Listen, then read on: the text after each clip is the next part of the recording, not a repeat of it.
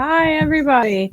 I am live tonight for Feral But Sober Claws Out 6, and I have somebody really special on tonight I'm excited about. I'm sending him the link now. He actually provided me with the bio. I'm going to read for everybody, and it says, James is an Ashland University graduate, earning an Associates of Arts degree, a Bachelor of Arts in Communication Studies, a Bachelor of Science in Organizational Leadership and Development, and graduated Summa Cum Laude and top 1% of his class. He was awarded membership in the National Communication Society and the National Society of Leadership and Success. James Passion's connections, self-growth, and helping others achieve their dreams. Currently works with Recovery Connections, a nonprofit organization in Athens, Ohio, as a peer recovery supporter, and dedicates his time educating the community in harm reduction tools while also being a member of Leadership Athens County, funded by the Athens Foundation. Aspiring to become deeply ingrained in the community to help increase the region's overall wellness and growth, James has a vision of launching his own nonprofit that is centered in supporting the undeserved justice impacted, and those suffering from any mental illness or substance use disorder. So I also made an intro video introducing James. And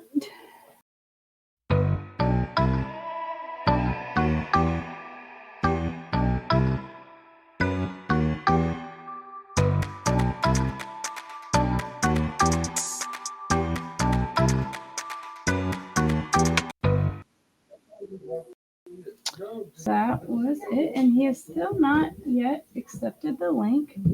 So I'm gonna shoot him a message and see what's up, because he I just spoke with him and he was super excited about this episode. He actually got me a lot of viewers and publicity and people watching for this episode, so I'm super grateful to him for that. Oh, here he is, actually. I was just ready to send you a message. Hi, great Hi. to see you. How are you today? I'm great. I actually just forgot to hit the join button as I'm watching on another phone the awesome intro. Thank you so much. I appreciate that. It's good to see you again. Thank you for allowing me to be a part of this with you tonight. Absolutely. Thank you so much for agreeing to do this. I'm super excited about your episode. I have entitled our segment, I went far while I sat still. I thought you would like that. So I thought, that's great. Nothing sums it up better than that for me. Like you really did. You went so far while you were sitting still. So, and this is just another instance where, jail or prison is actually a good thing for some of us. We all think negatively. Nobody ever wants to go to jail. But, for me, it was also, that's what also pulled me from the madness, when I sat down and, had some time to think. And that's when I really decided to change my ways as well. So sometimes it does wonders for us. Absolutely. So I read the introduction and we saw the video. So if you want to go ahead and take it away and tell your story, and then we'll take questions. And like I said, I know I have some people watching, and you've been really wonderful helping me grow followers and publicity for this episode. So at the end, we'll take questions, and and we'll just go from there at the very end. If we run out of time, which I don't think we will. We did pretty well on our interview call. We talked, for a good while with no real awkward pauses or anything. So I think we'll be fine. But I always have the game we can play at the end if we if we get stuck in the mud or whatever. So go ahead, Sure. James. I appreciate it. And I also wanted to offer at any point, if anyone is commenting during, me talk, because sometimes I can ramble, please feel free to stop me and be like, hey, can you touch on that real quick? Because some people might be crammed for time and would really like to get a question in. So that's totally, I want to open the floor for that too. Okay. I want to talk to you a little bit about and in kind of a way that, the AA lead, where they talk about the past and we talk about what happened and then we talk about what things are at now. And I don't want to dwell too much on the past. So I want to start off by saying I've been a knucklehead majority of my life. Okay. I'm coming from extreme behaviors that led to me being an intravenous methamphetamine and heroin user. And then, if you just want to call it like a blanket under the sun, whatever I could get my hands on to get high. So, with that comes, God, just an enormous amount of extreme lifestyle. And like we're talking about, I can relate to people who have hurt others mentally and physically. I can relate to being scared while you're trying to feel like you're in control of your environment, but really not knowing how to pull yourselves from the depths from which you've just dug yourself. And we're talking about where I am literally walking the streets, don't have a place to live. While I still have a loving family back home who's willing to take me in the whole time, but I was so ashamed and so lost that I didn't know how to get back to that. So, you know, in a general sense, I want to talk to you a little bit about denial. And the I was at times I felt like I was fixed in those moments where I lied to myself and I lied to others. And I don't know if you can relate, but you sometimes can present this, I've got it all together. I can do it independently, and you tell people everything's fine. I'm doing all these good things in one hand, but then again, you're just spiraling out of control in the other hand. And so for me, I had a musical talent, so I was aspiring to do great things, and um, I was doing well within reason within school, at least in the beginning. But I'd always spiral out of control, and so I was really good at masking. And so when I went off the deep end, it was like, here's James and all the things that he's doing. Then it was like, he's gone. Where did James go? And the loved ones that were around me at the time were like, what did I do wrong? Because all of a sudden he just disappeared. And next thing you know, he's just out of his gourd doing some crazy things. And each time that I went to prison, because this past time wasn't the only time, each time that I went to prison, it literally saved my life. I was able to get some weight back on me. I was able to kind of just clear my head and just begin to process what I had just done and the people I had harmed and the things I involved myself in. It was just it blew my mind, especially coming from a family that loved and supported. So here's this prodigy, but where did things go wrong? And so, with that denial, not only did I lie to myself, but I also lied to everybody else around me. And I'm sure that people listening at some point, whether you are dealing with mental illness or substance use disorder, or just as impacted, or none of that, I'm sure that you've dealt with compounding lies too, where you might say something and then it's untrue, but then you have to cover it, and then you have to cover that cover, and then so on as we go. And parts of my life when I would get these moments of clarity, most of the time when I went to jail, um, I'm like, oh my gosh, what did I just do? And so I try to cram all of my, growth into the very short period of time that I had while I was, sober, in prison or jail. And it was like making up for lost time.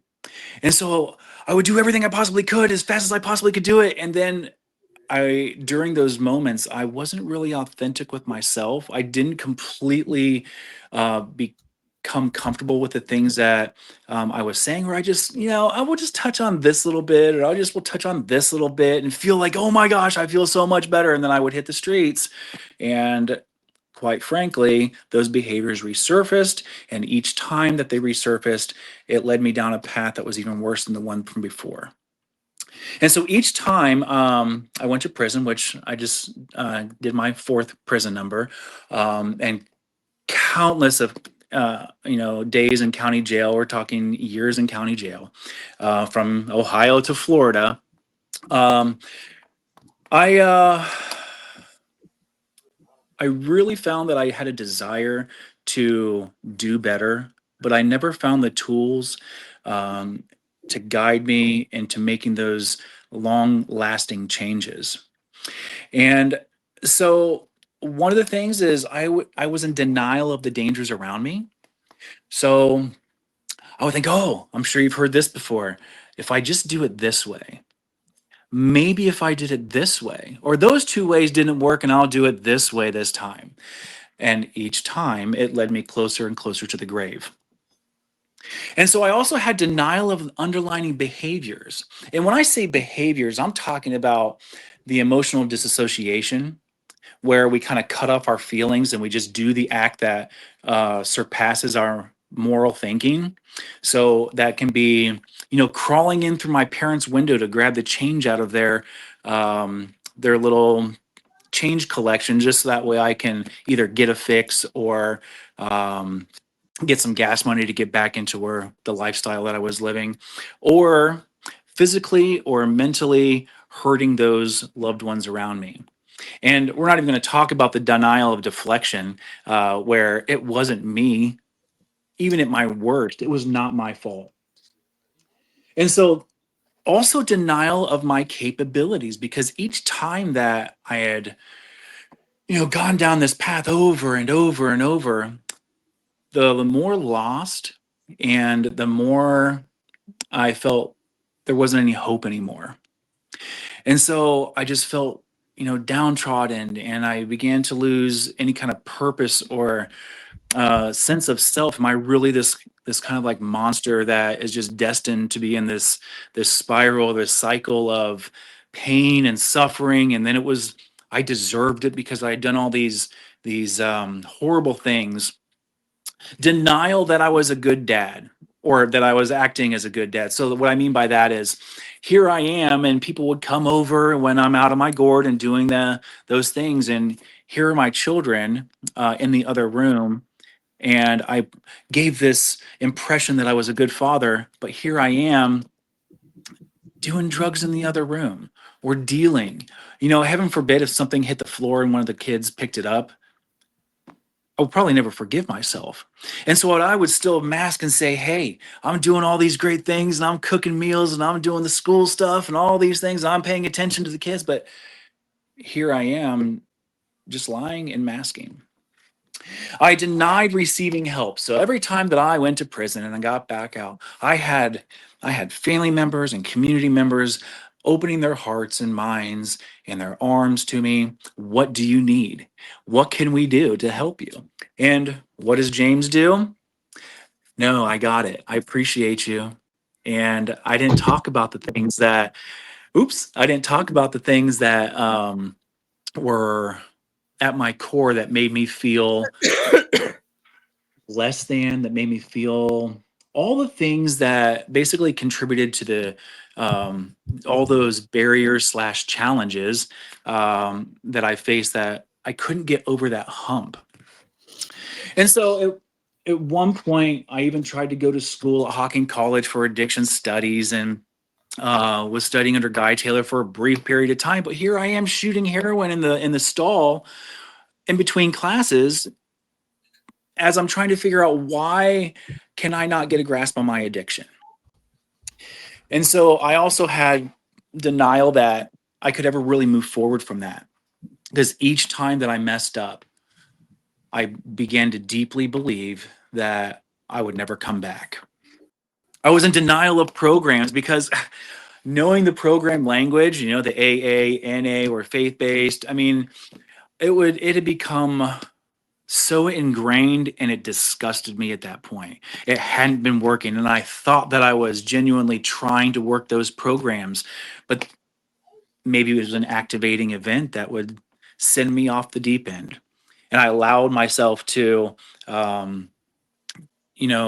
ground myself in the true roots of the program. But I thought that I did, and I said that I did, but I really didn't. For example, like doing a fourth in AA or NA, they say if you don't do a good enough fourth, you're going to drink a fifth or use a fifth. And there were a lot of deep-seated past traumas that I had never expressed to anybody, or that I hadn't even really allowed myself to feel. And so another big thing was the denial of God. And so I heard higher power, and my father, who just passed this last October. He was a minister, he was a preacher, and you know, I'm the preacher boy, and I I felt cringy when I heard the word God, and I tried to hear God as, good orderly direction or the higher power, or I tried to read the Bible, but it related me to a direct relation to my father, who, we had some beef growing up, and it was challenging for me to be able to make that disconnect. And so I was I was afraid. Ultimately, in a general sense, my past, I was afraid to really see or learn about the real me. I felt insecure. Now, I still have insecurities, but I didn't know how to address those insecurities. I didn't know how to be authentic. I didn't know um, how to express the things that were painful without numbing. And so we're going to talk a little bit about justification. I'm sure that people who are out there might be able to relate to justification, because losing so many years to addiction, I justified doing that, cramming everything all at once to make up for that lost time. I justified my behavior because even when I was doing nutty things, I have to do this to pay for my bills. I have to do this to pay for the gas or pay for my high or whatever it might be. But we talked before, like as much as we were able to find our fix, we're still asking our loved ones to pay for the electricity that just got shut off. Yep. And I'll be damned if I consider myself a good dad when I have kids and I have to ask my family, friends, or whatever, and use manipulation tactics to get my electric, water, you name it, turned back. Hey, I'm missing rent and making up more lies and justifying it. And then we go into being distorted. My distorted, cloudy thinking. I distorted all truths. I couldn't come to grips with who I was and what I had become. I couldn't sit well with my environment, and I always wanted this power and this status and this sense of belonging with those that are around me. And so I sought that from people that would give me that attention without really having to work for it. And the people that were able to do that is they were looking at the drug that I had. They weren't looking at me. They were looking at, oh, I'm going to stop by and kick it for a little bit and act like a good friend because you have what I need too. And I could relate to that. So, the distorted truth, which I'll revisit just briefly, is doing the same thing. They also call it insanity, over and over and over, and expecting different results. Or I can also consider doing it differently over and over and over, wanting the same conclusion, but it doesn't happen like that. Okay, so and then diversion and deflection. I was really good at glorifying the good things as I was masking and being nefarious in the background. The manipulation of others was, we have always been able to get our fix with absolutely pennies in our hand. We use that skill, that manipulation, to get ahead, to get our fix, to get the things that we need, and we don't really look at the person that we're dealing with. We just see the addiction and our own need. And so, for a long time in my past, I carry guilt and shame for treating the loved ones that I love the most the worst. And the codependency and the bullshit that I gave them was more than I could ever believe that I had allowed myself to reach that level.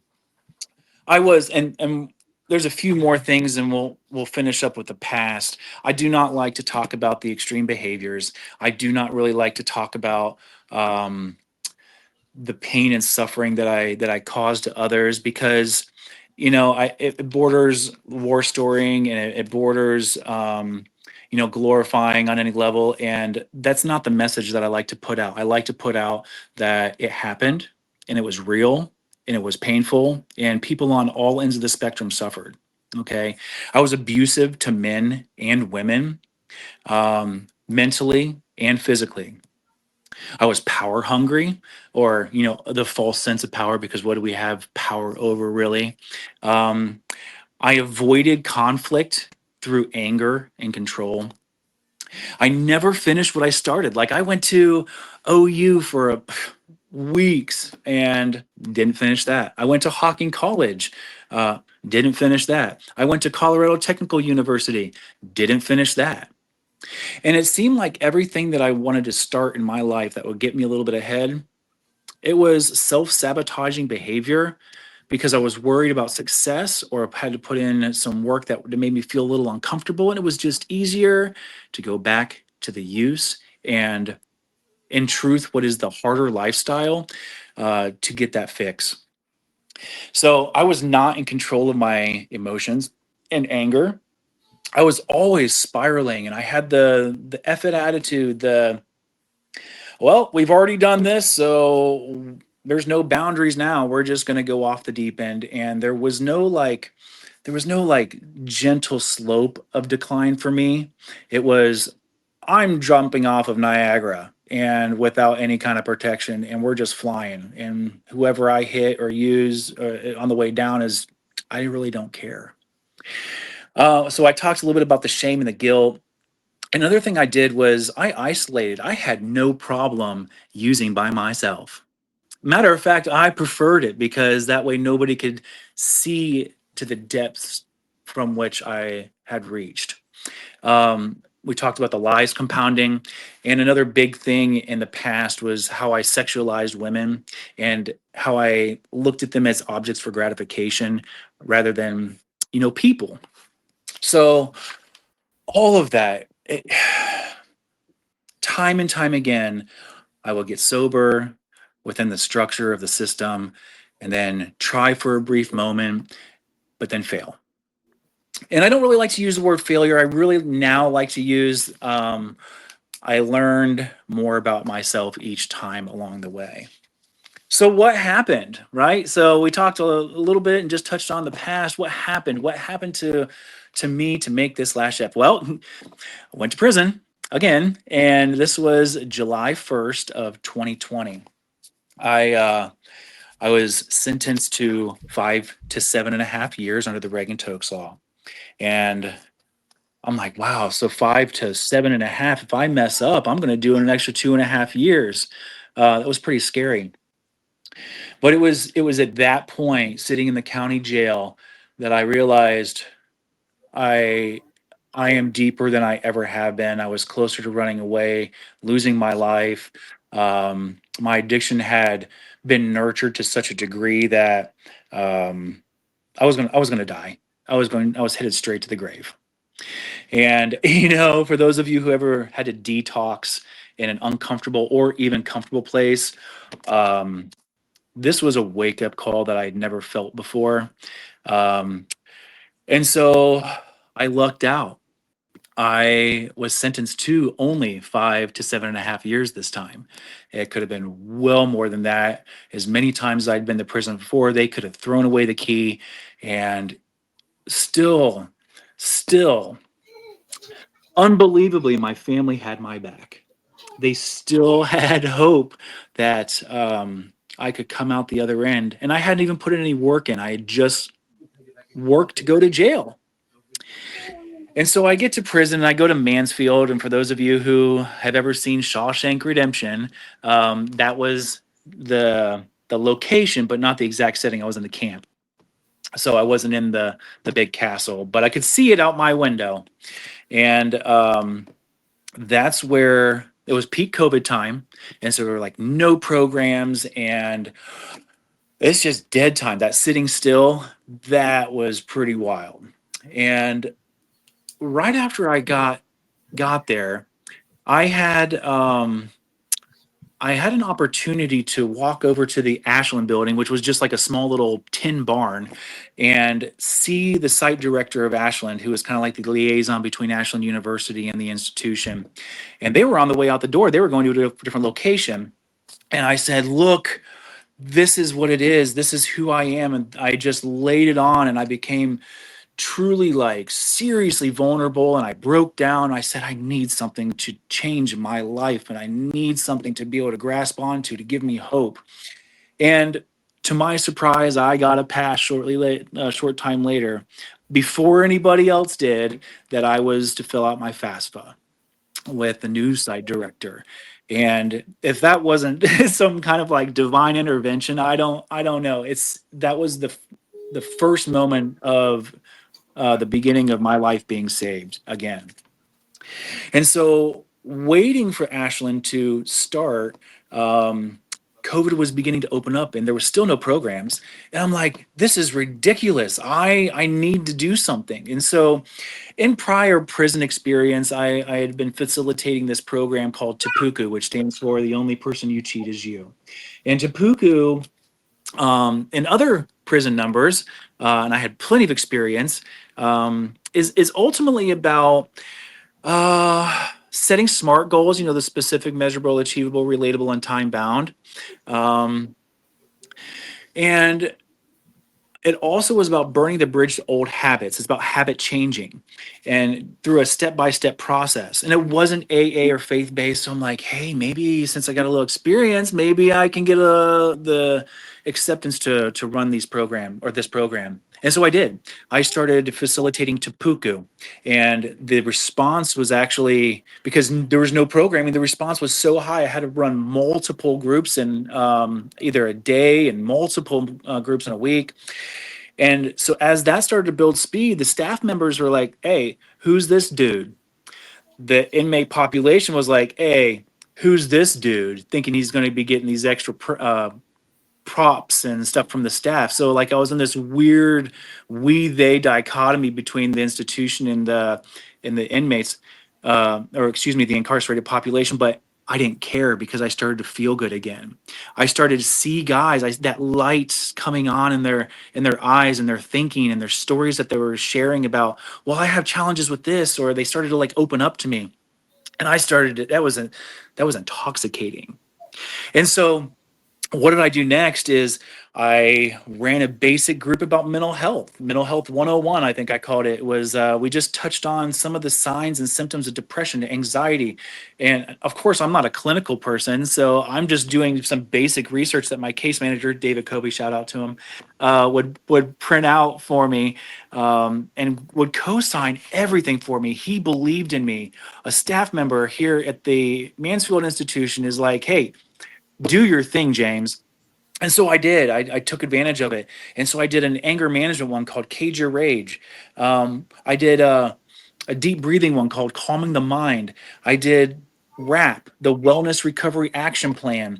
I did I did this one called Because I Said I Would, which was holding true to the promises that you keep and give to others.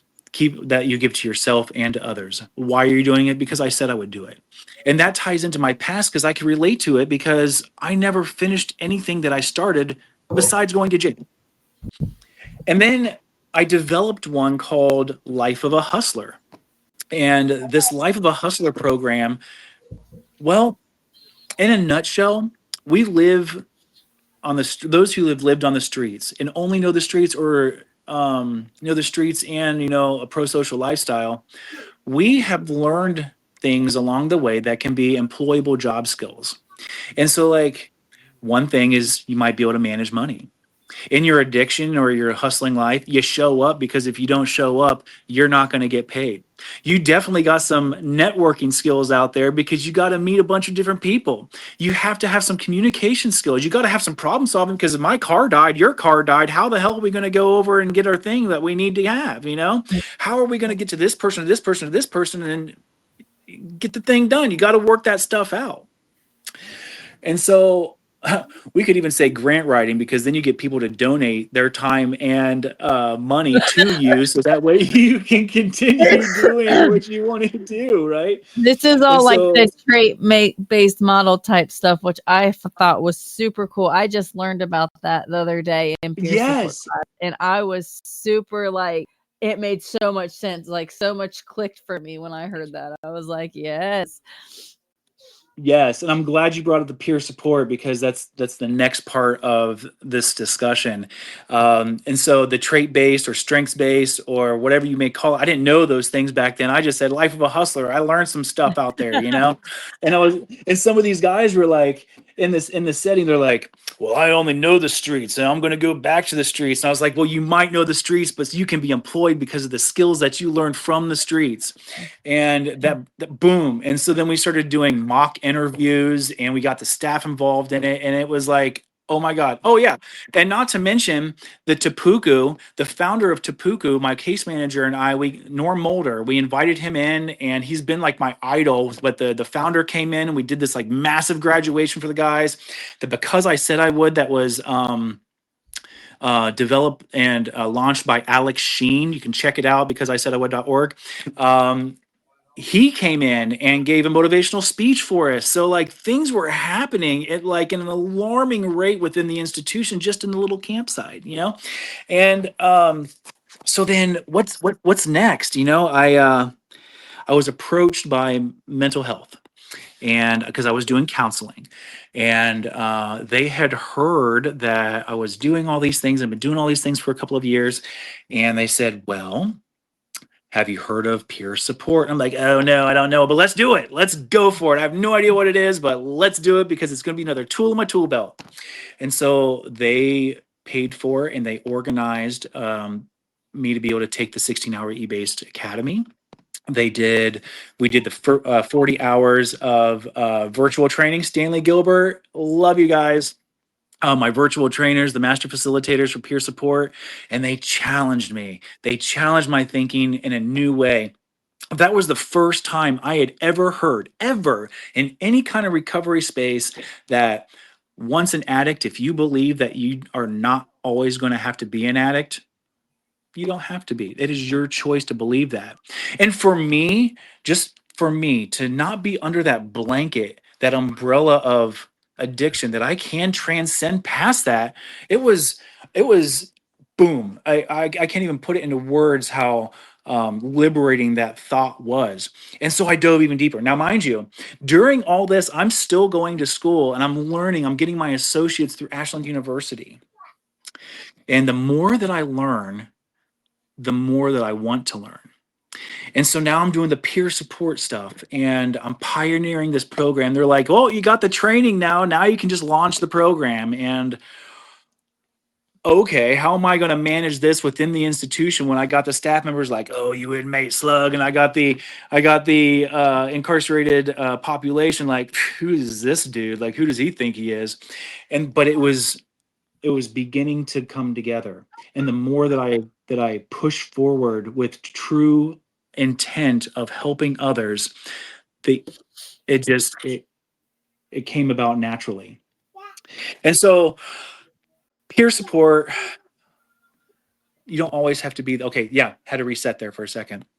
Pioneer the program, it was awesome. And being at this end of the table as opposed to on the other end, hearing those real stories coming from the guys, like guys were coming in active use, glassy eyed, just desperate within the walls, within that setting, wanting to find a way to let that stuff go.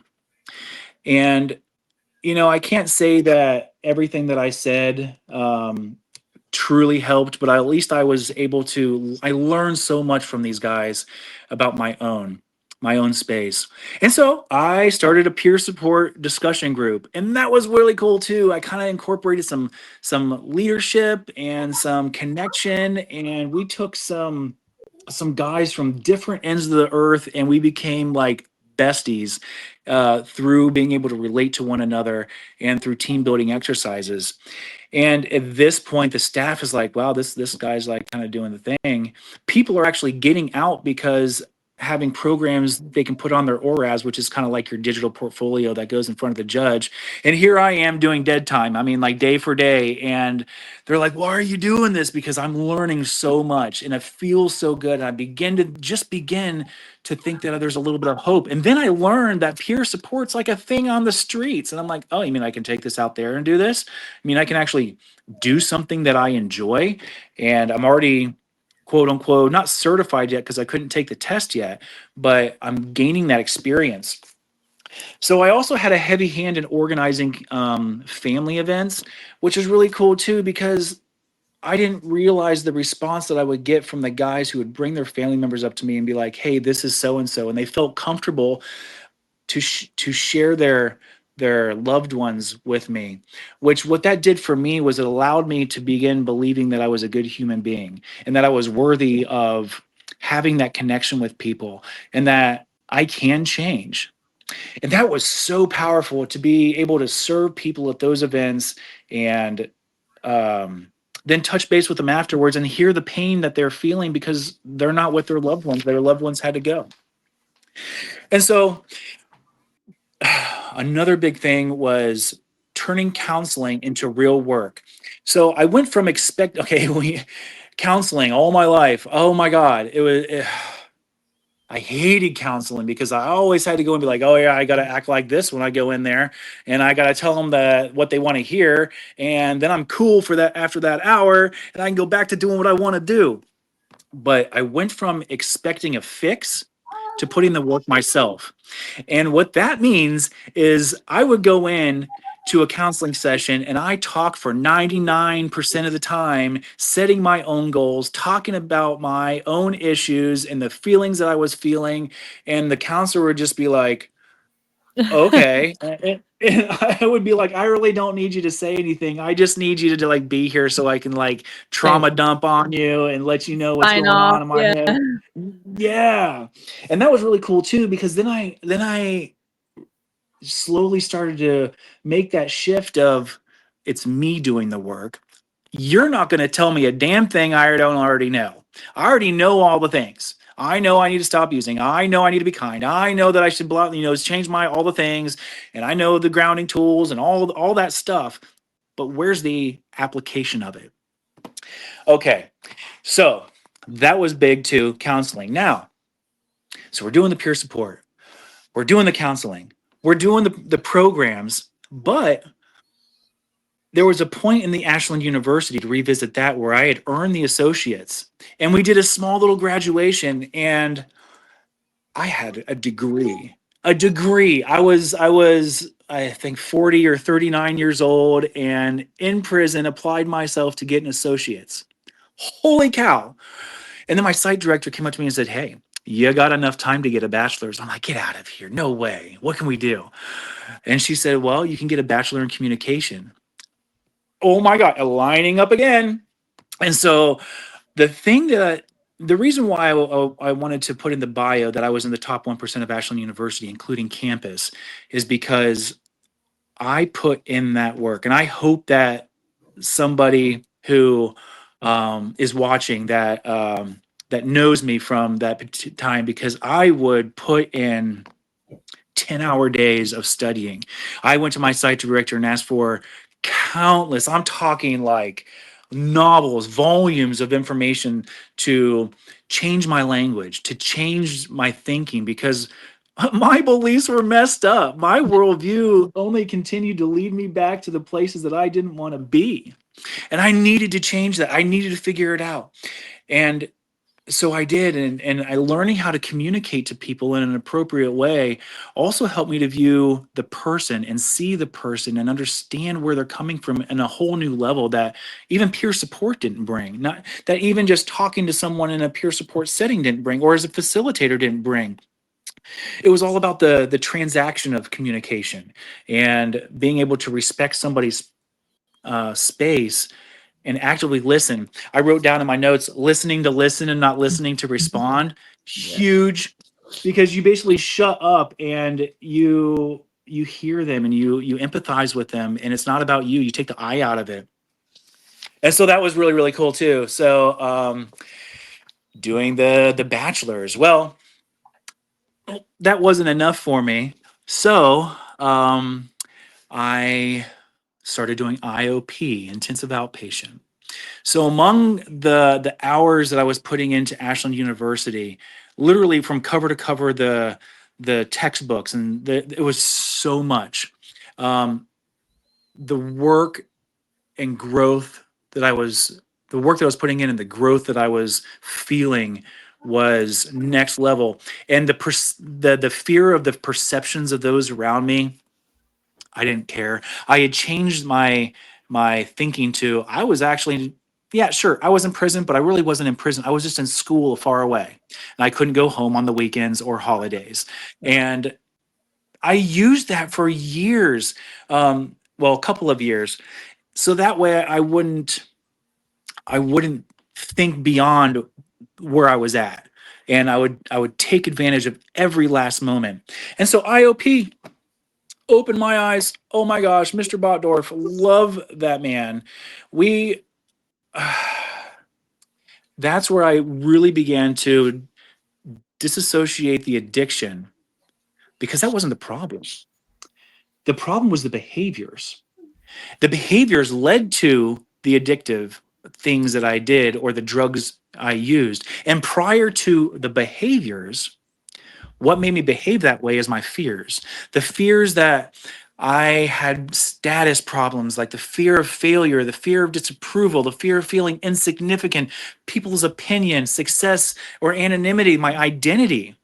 And so that alone, okay, if I'm feeling my worldview's messed up because I feel that have a fear of failure, then I need to change that so I don't feel the fear of failure to the degree that it nurtures and gestates into a behavior, which then leads into addiction. So I brought it to my core. I began to really, in a new way, look at my worldview. And the worldview is my beliefs, how I act. Now, a really important point that I didn't bring up yet is the phrase that I meditated on every single day, which was harm no one. So that, we'll just stamp that in the very center of me. And the things that I say and the things that I do, how I interact, communicate, including secondary interactions, because if you say something, somebody else could hear it. Harm no one. And so during this group, this 5 days a week for 6 months, for several hours during the day, on top of my school, and on top of all the other things compounded, the very first rule that I based all of my core principles on was, are my thoughts based on reality and fact? So the things that I do, am I muddled in my thinking? Am I perceiving things a little wrong? And sometimes, quite often, actually, especially in the beginning, I had things twisted. And so that means I got to have an accountability partner or partners. And so I started to bounce my thinking off of other people. Am I out of my gourd? Am I actually thinking this through the right way? So are my thoughts based on reality and facts? That's number one. Are my thoughts helping me protect my life and hi? Say hi. Hi. And the rule 2 is, are my thoughts helping me protect my life and health? Rule 3, are my thoughts helping me achieve my short, midterm, long-term goals and my big, hairy, audacious goals, you know? The other 2 are my thoughts helping me keep out of conflict with others? And then number 5, are they leading me to live a life that I want to live without the use of alcohol and drugs?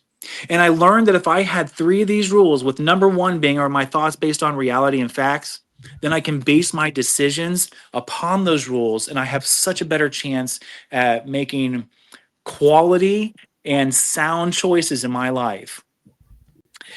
So then I started looking at my consequences of my actions, the physical and emotional responses from the things that I did. Now, I'm not just talking about, oh, well, I had an activating event here. Everything that I did, I looked at myself and how I felt about it, and I talked about it in counseling, I talked about it in my journaling, and I talked about it with my family, because I was raw.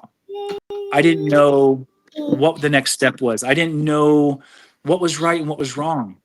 I addressed my control fears, my fears of not being in control and powerlessness and inadequacy, and the weakness I felt in the issues I felt with rejection and vulnerability. I discussed my affiliation fears, such as my intimacy and my honesty and my dating, my social relationships, the closeness I feel with others, and my contentment and my peace.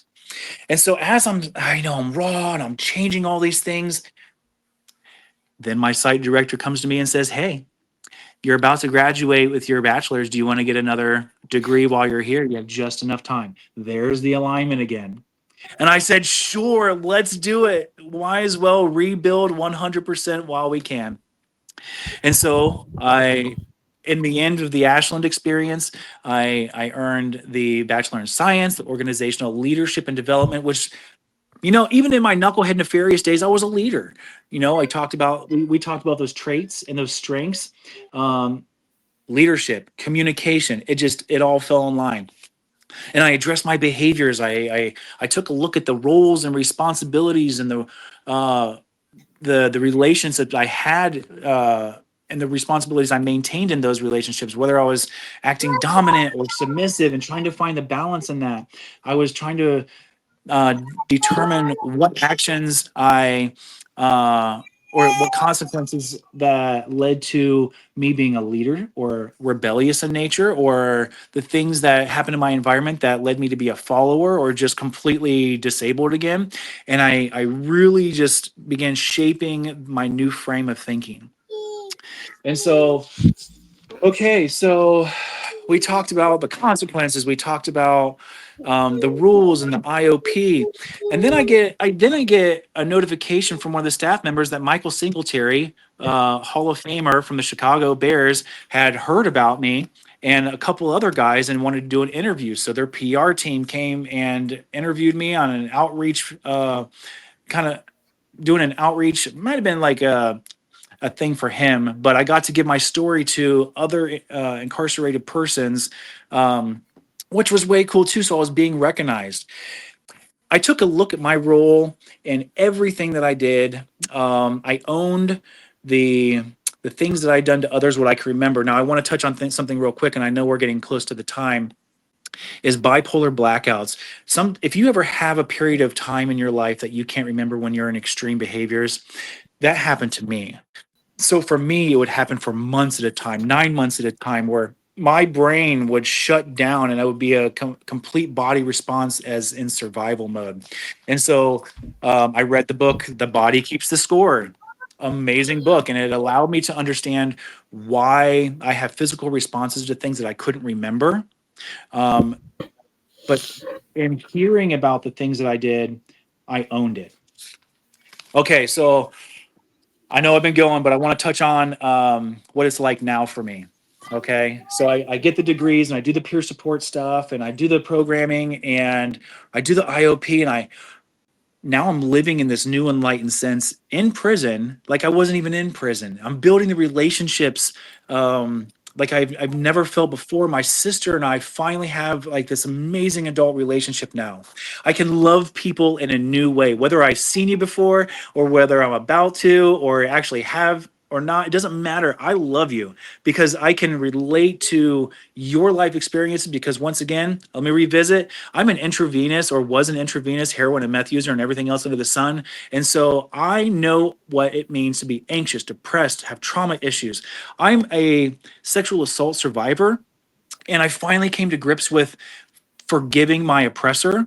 Okay. And that in itself, true forgiveness and wanting that person to also find a place of healing, has been nothing but liberating. I can see people in a new way. And what does that mean? It means being able to relate to them, like I was talking about. I can see that you are feeling pain, and I feel the pain for you because I felt those feelings before too. I can understand all of those feelings, but it's in a new light now. It's instead of like, oh, I'm so sorry that you're feeling that way, it's what can I do to help? And so now I've gotten involved with a local nonprofit called Recovery Connections. I've been doing table talking events discussing how to administer Narcan and decreasing the stigmas attached to mental illness and substance use disorder. I learned to accept help from others graciously. I give time and I give compliments and I show love. I smile and I'm not perfect. I still have relationship problems. I still have codependency problems. But you know what? One thing that I've learned is those people that are scared to open up, scared when they say, oh, I don't want to open up because they're going to use that against me. You know what? Say something about me that I haven't already said about myself. And if you do say something new, okay, you're right. I did it. What can I do? How can I move forward with this?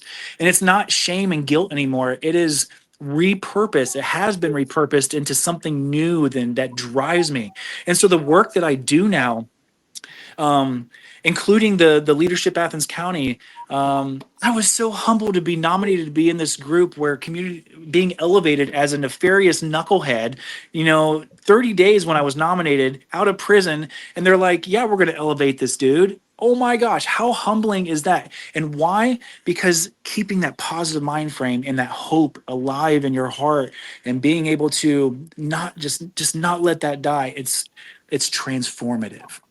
So when you open up to people and you deal with that vulnerability and that pain, you're healing.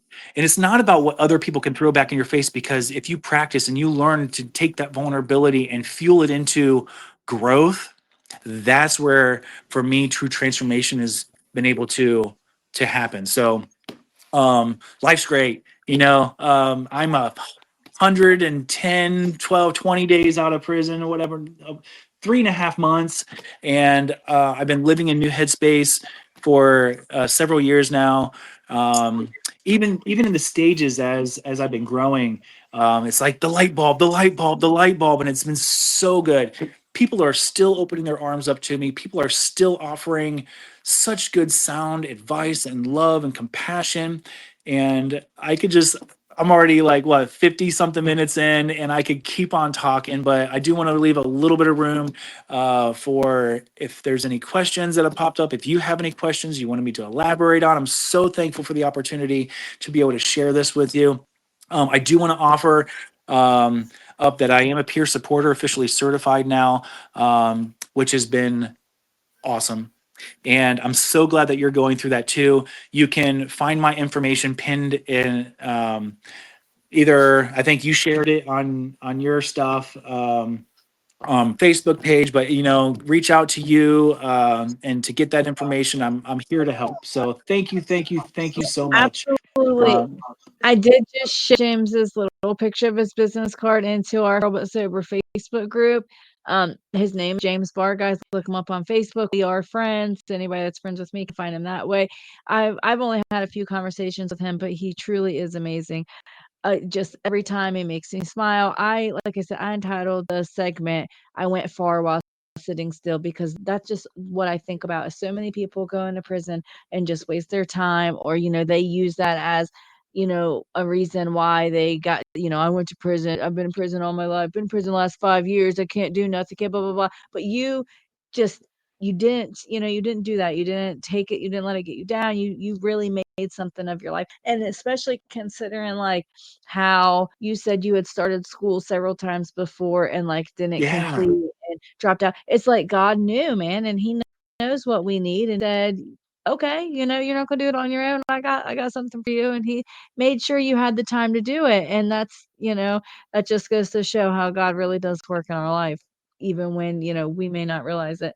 If anybody is watching and has any questions or comments for James, now's the time. I hate to cut the episode short, but my class is at 7 tonight. I sometimes take them at 10 this morning, and my kids have been sick, and I didn't take it this morning. So I'm kind of jumping right from one to the other today. So I wanted to Good for declare you. I'm trying to get them in order. I'm doing it from the Best KY, and they are amazing because they let you you can pick like your schedule. They do 3 or 4 classes a day. They also have weekend classes and stuff, and you can kind of just do it whenever.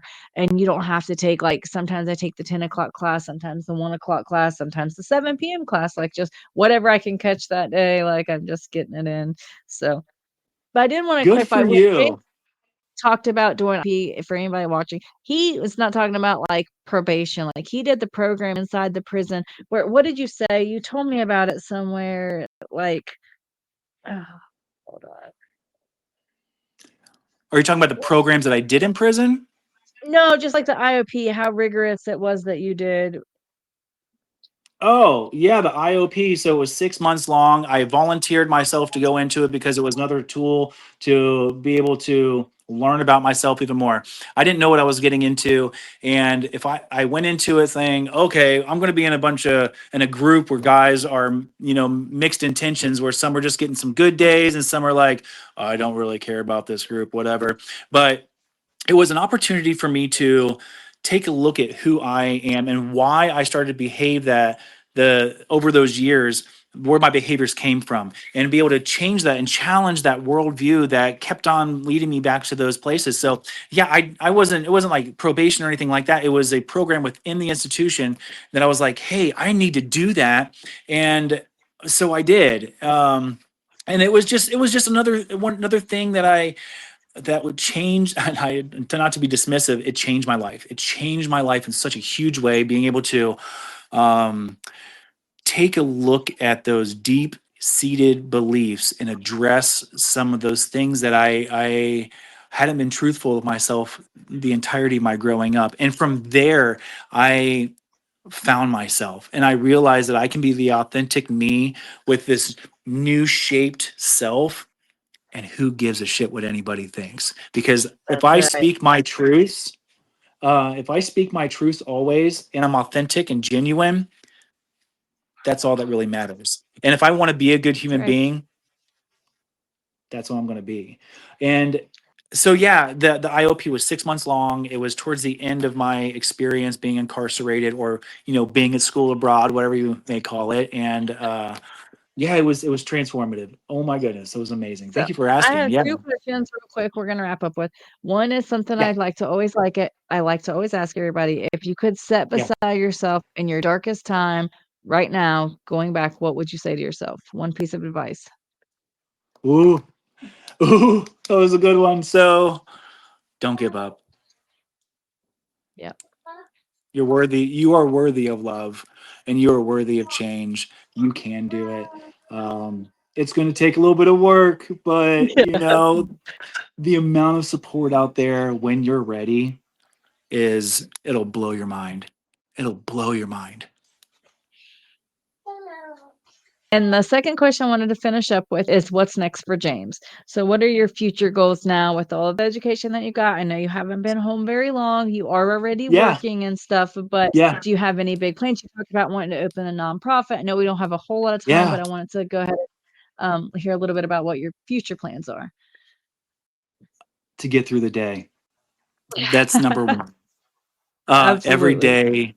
And I don't mean it like to be super funny, but it sounds funny. But every day, embrace it as something new and as a new opportunity, and to keep that framing and of thinking. Connect with people. To every single person, whether I go through the line at Walmart and talk to a cashier, Family Dollar, Dollar General, wherever it might be, any person that I come in contact with, I show them love and compassion and empathy, and I appreciate the experiences and their story. So yeah, the nonprofit, that's my big hairy audacious goal. I'd like to be, it's my kind of my legacy goal, is be able to, I have this concept that connects community to the underserved. The So in a sense, you have like this hub where, job and family services, integrated services, HRS, you can go to, you can get your counseling, your financial, your housing, all those things. But this concept allows the community to be more involved. So not only does it give purpose and hope in the justice impacted mental illness and substance use disorder, or people who just want to build goals in their lives, but it also reduces that stigma. It reduces the negative impression that community members might have. So you're helping reduce overdose, and you're helping the underserved, and you're also helping the community by getting involved and supporting those the people who need it. Sure. Yeah. Thank you for Absolutely, James. asking. Yeah, absolutely. And I hope all of your dreams come true. Thank you so Thank much for you. joining us tonight. I wish we had more time. I had, just a question and nothing, a lot of stuff you already touched on, but you did so many amazing things. I wanted to have you elaborate on some stuff. Thank Maybe we'll get you you. on a different episode and we can talk Would some love more to. about your journey. But my class is starting now. They're talking in the other Yeah, ear, so do your I'm gonna thing. jump off. Okay. Thank you Bye. so Have a great much. night. Bye. You too. Run it, ooh, I really feel it's my time, think it's my year, yeah, I really run it, ooh, I really feel it's my time, think it's my year, yeah, I really feel it's my time, think it's my year, yeah, I really feel it's my time, think it's my year, yeah, I really feel it's my time, think it's my been ready.